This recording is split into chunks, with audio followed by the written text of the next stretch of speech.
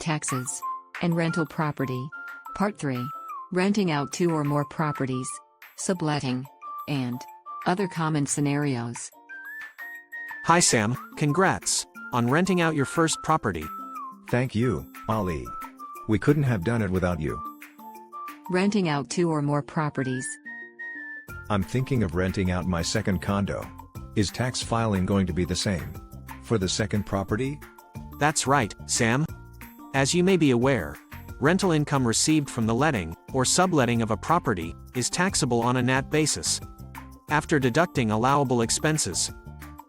Hence, you will need to report your full rental income from both properties and deduct allowable expenses for each property according to your share of the ownership. I see. But expenses can be quite high for the second property. What if I make a loss? Can I offset the loss from one property against the net rental income from another property? Let's take for instance, if you have rented out 2 properties and arrived at the following gain or loss. As you can see, you made a gain of $50,000 from property A and a loss of $5,000 from property B for the year. You may offset the $5,000 loss against the gain of $50,000, provided that both properties have been rented out at or above market rates. Your net taxable income will be $45,000 after the offset of the loss. What if I had only rented out property B and made a loss of $5,000? Can I offset the loss against my other sources of income?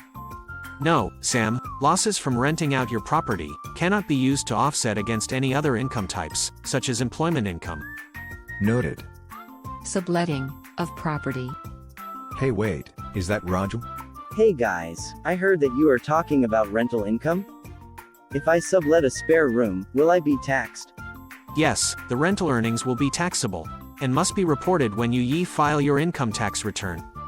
However, you can apportion and claim allowable expenses. Let me give you an example. If you have a total of 4 bedrooms, and you sublet one of your bedrooms at $1,000 per month, this gives you $12,000 in rental income for the year. As for the expenses, you are required to apportion the allowable expenses incurred based on the number of rooms rented out.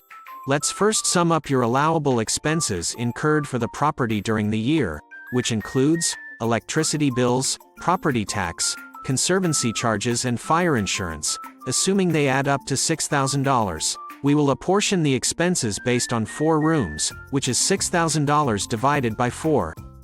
This gives you $1,500 in allowable expenses. As this is lower than the amount of $1,800, calculated based on 15% deemed expenses, you may opt to claim deduction of $1,800 instead. So, your net rental income would be $10,200 after taking away the $1,800. Oh, I got it. Other common scenarios, claiming of personal expenses, and tenant not paying rent on time. What if I rent out my entire HDB flat at $2,500 a month and rent a condo at $3,500 per month for my own stay? Will I be able to claim my rental expense incurred on the condo against the rental income from my HDB? No, you can't, Raju.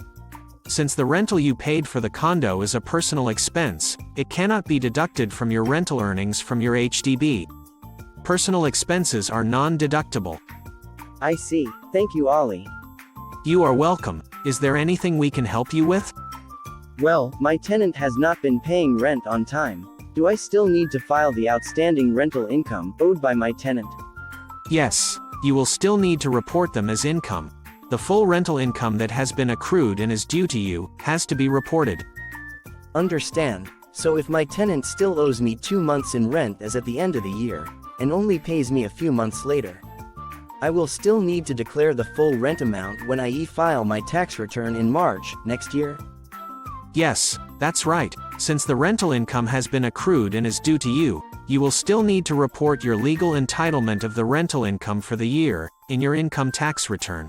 Not to worry, Raju, if you are unable to recover the outstanding sum from the tenant and have exhausted all means of collecting it, you can write to IRAS with supporting documents to revise the rental income assessable on you subsequently.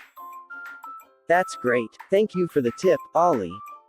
You are welcome. I'll make a move now, but be sure to check out the IRAS website to find out more. Bye.